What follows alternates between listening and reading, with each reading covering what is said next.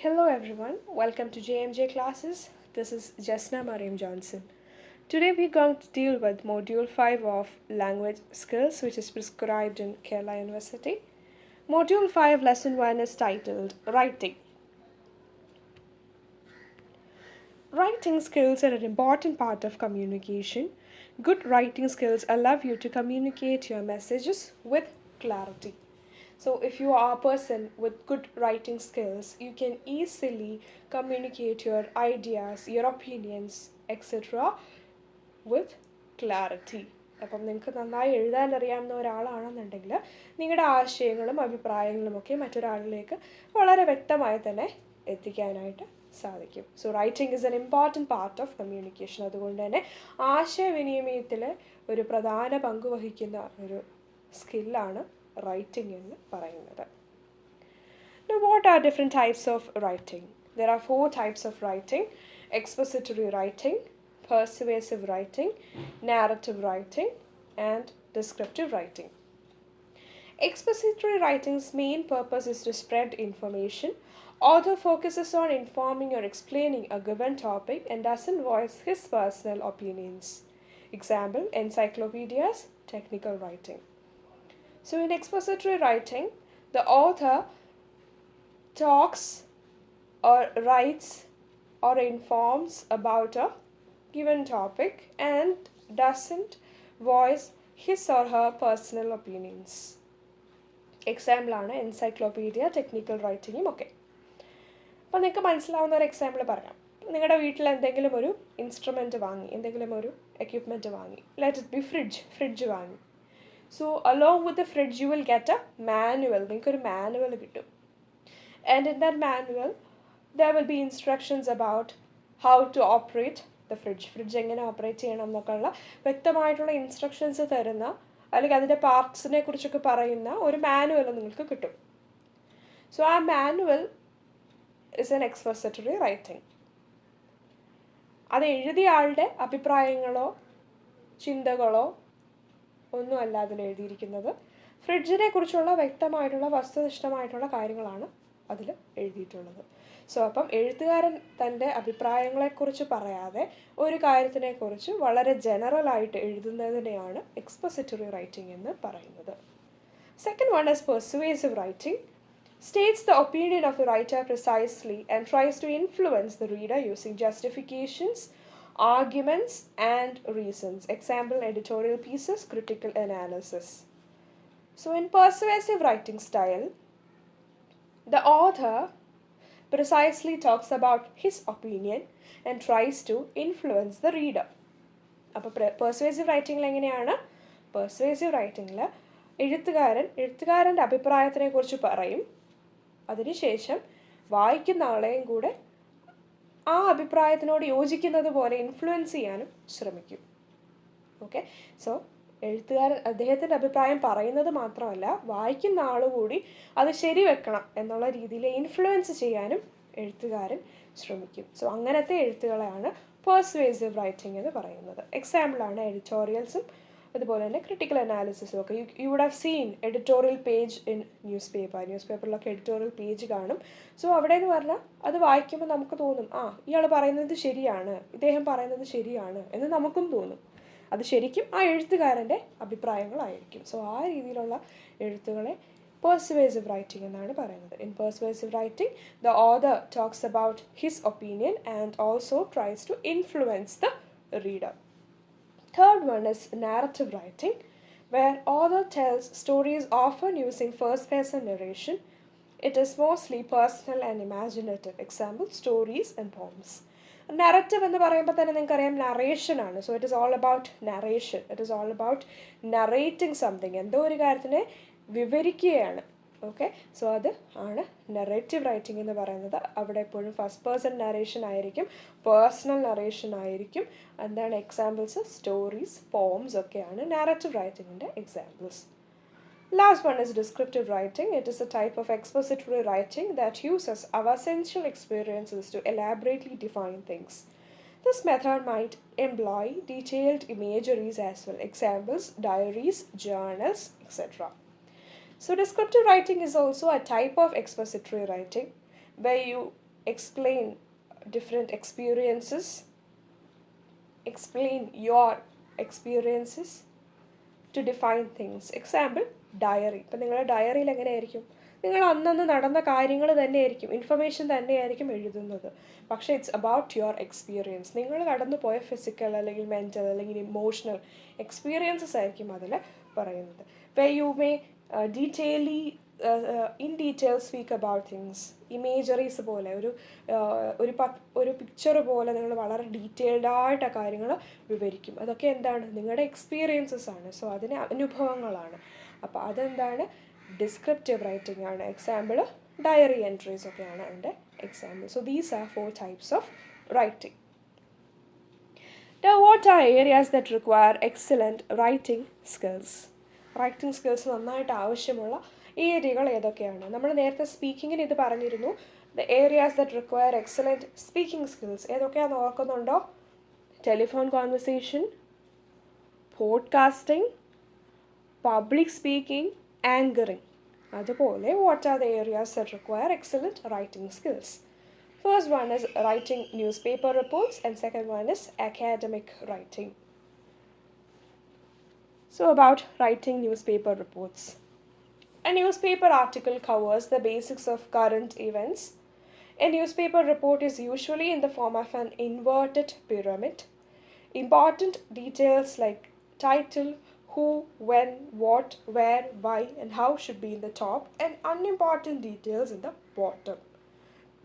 So നിങ്ങൾക്ക് എല്ലാവർക്കും അറിയാം that not everybody can write a newspaper article or newspaper report. Those who write newspaper reports are really talented, അല്ലേ? വളരെ talented ആയിട്ടുള്ള വളരെ നല്ല റൈറ്റിംഗ് സ്കിൽസ് ഒക്കെ ഉള്ളവരാണ് ന്യൂസ് പേപ്പർ റിപ്പോർട്ട്സ് ഒക്കെ എഴുതുന്നത്. അല്ലെങ്കിൽ ജേർണലിസ്റ്റ് എന്ന് പറയുന്നത് they know how to handle language very well. നന്നായി ഭാഷ കൈകാര്യം ചെയ്യാൻ അറിയുന്നവരാണ് ജേർണലിസ്റ്റ് ആയിട്ടുള്ള ആളുകളൊക്കെ. സോ അവർ അല്ലെങ്കിൽ ന്യൂസ് റിപ്പോർട്ട്സ് എഴുതുന്നവരൊക്കെ. So those are a group of people who needs excellent writing skills. നല്ല എഴുത്തിൻ്റെ സ്കിൽ ആവശ്യമായ ഒരു ഗ്രൂപ്പ് ഓഫ് ആളുകളാണ് ജേർണലിസ്റ്റ് എന്ന് പറയുന്നത്. ആൻഡ് ഒരു ന്യൂസ് പേപ്പർ റിപ്പോർട്ടിൻ്റെ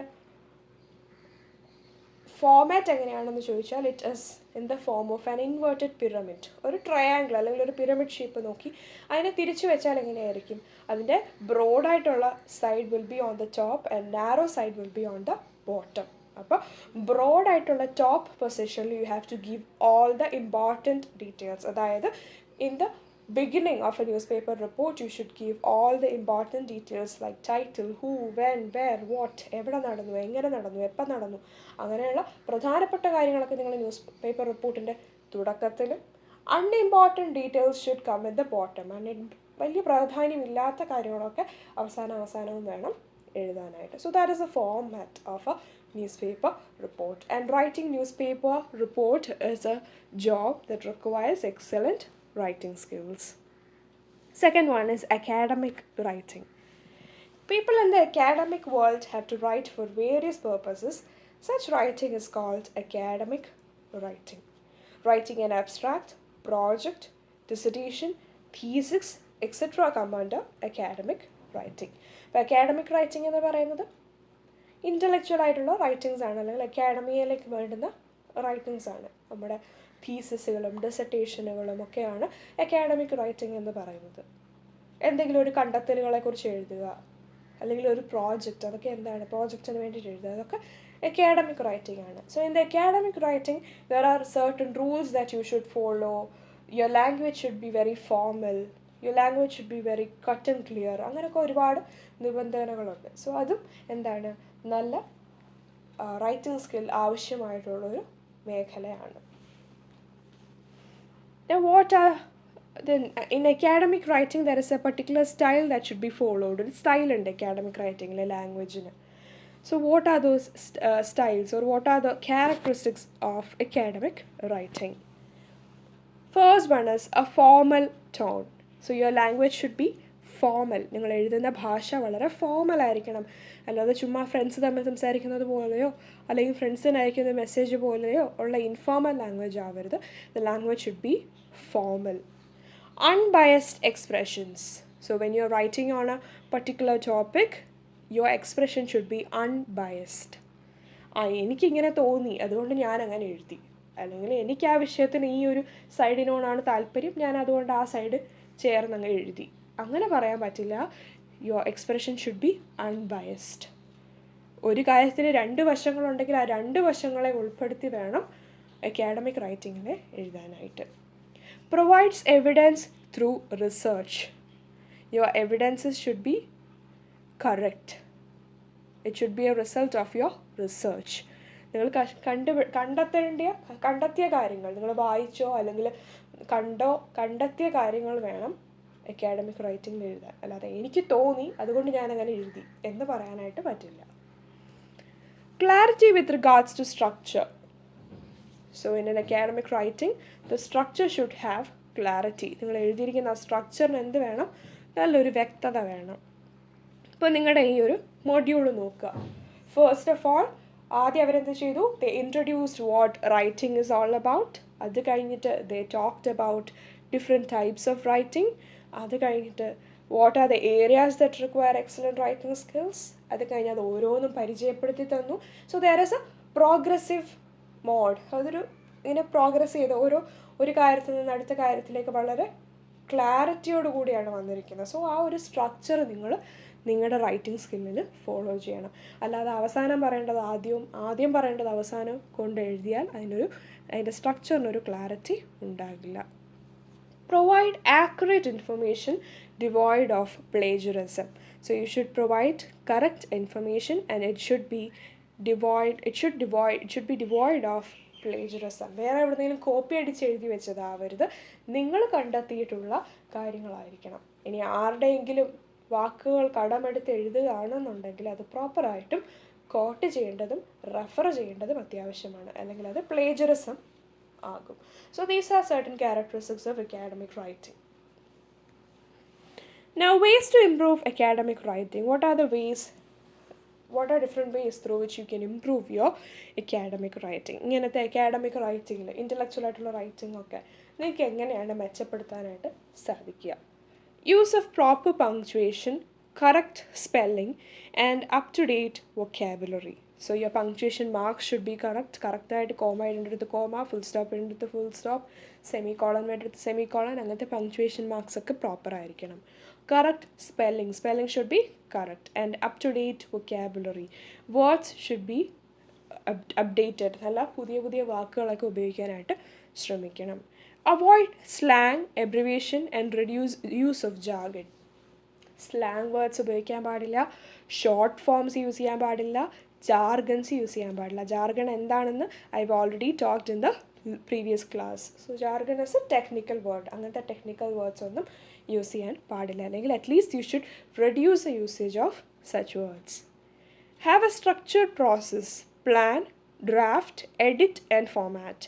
Identify a topic, research and collect information, outline and plan, start with a draft, review, edit and format. You should have a structured process when you're writing a academic writing or when you're writing a thesis. There should be a structured process. ഒരു കൃത്യമായിട്ടുള്ളൊരു പ്രോസസ്സിലൂടെ വേണം എഴുതാൻ. First you should plan what to write. എന്താണ് എഴുതേണ്ടത് plan ചെയ്യുക. And you should draft it. ഒന്ന് റഫായിട്ട് എഴുതുക. Then edit it. എന്തെങ്കിലും തെറ്റുകളോ ഒക്കെ ഉണ്ടെങ്കിൽ അതൊക്കെ കറക്റ്റ് ചെയ്യുക. ഫോർമാറ്റ് ഇറ്റ്, കറക്റ്റായിട്ടുള്ള ഫോണ്ട് സൈസും ഫോണ്ട് സ്റ്റൈലും ഒക്കെ വെച്ച് ഫോർമാറ്റ് ചെയ്യുക. So there should be a correct process. കൃത്യമായ ഒരു പ്രോസസ്സിലൂടെ വേണം ഒരു അക്കാഡമിക് റൈറ്റിംഗ് എഴുതാനായിട്ട്. Be aware of the target reader. So if you are writing a paper for 12th standard student, you should maintain that style. 12ാം ക്ലാസ്സിലെ കുട്ടികൾക്ക് വേണ്ടിയിട്ടാണ് നിങ്ങളൊരു പേപ്പർ എഴുതുന്നുണ്ടെങ്കിൽ ആ കുട്ടികൾക്ക് മനസ്സിലാവുന്ന രീതിയിൽ വേണം എഴുതാൻ.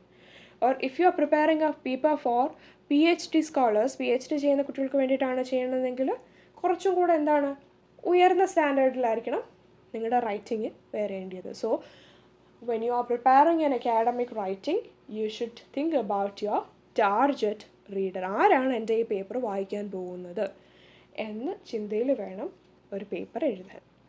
Familiarize yourself with writing and editing software that can help in the process. For writing, there are several tools available online. Google Docs is one popular word processor.